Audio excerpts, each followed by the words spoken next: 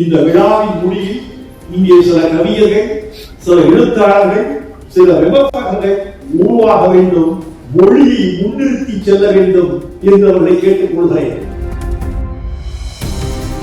அந்த தலைமுறையை அழைத்து ஒரு தமிழ் பத்திரிகை கொடுத்து நான் கண்களை மூடிக்கொள்கிறேன், நீ தடையில்லாமல் படி என்று சொல்லி பாருங்கள்.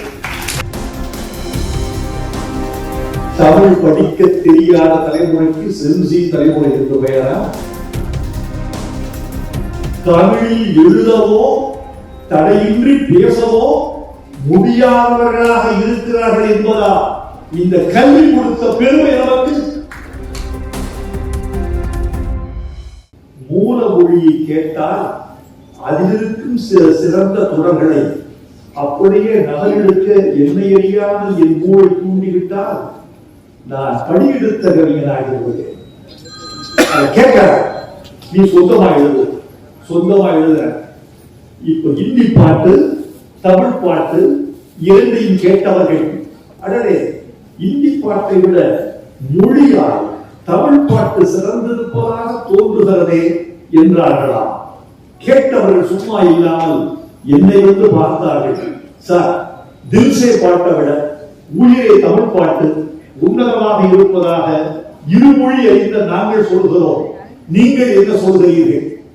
நான் சொன்னேன், இருக்கலாம், குல்சார் என்னை விட சிறந்த கவிஞர், ஆனால் தமிழ் இந்தியை விட சிறந்த மொழி.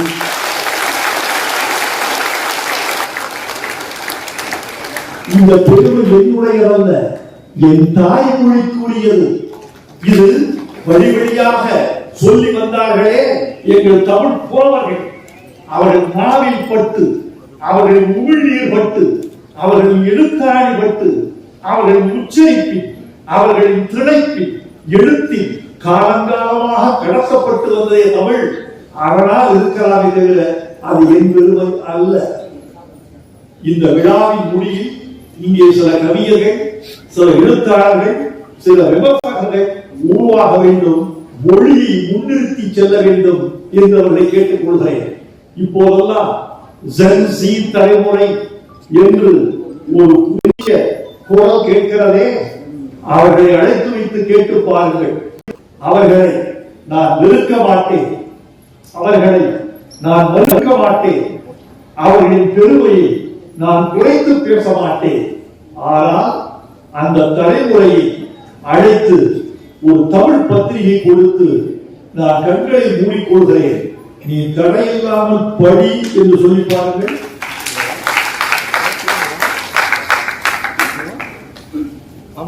தமிழ் படிக்க தெரியாத தலைமுறைக்கு சென்சி தலைமுறை என்று பெயரா?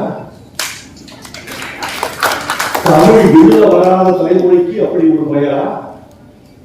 பல பள்ளி மாணவர்கள் பள்ளி இறுதி தேர்வு கடந்த பிறகு கூட தமிழில் எழுதவோ தடையின்றி பேசவோ முடியாதவர்களாக இருக்கிறார்கள் என்பதா இந்த கல்வி கொடுத்த பெருமை நமக்கு?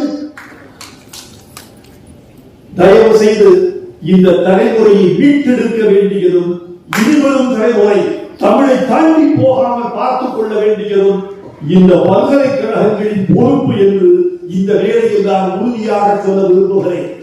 ஞானபீடம் என்பது இன்னொருவர் வாங்குவார், 15 வருடங்களுக்கு இன்னொருவருக்கு பாராட்டு விழா நடக்கும், வைரமுத்து போல இன்னொருவர் வருவார், பல பேர் வர வேண்டும்.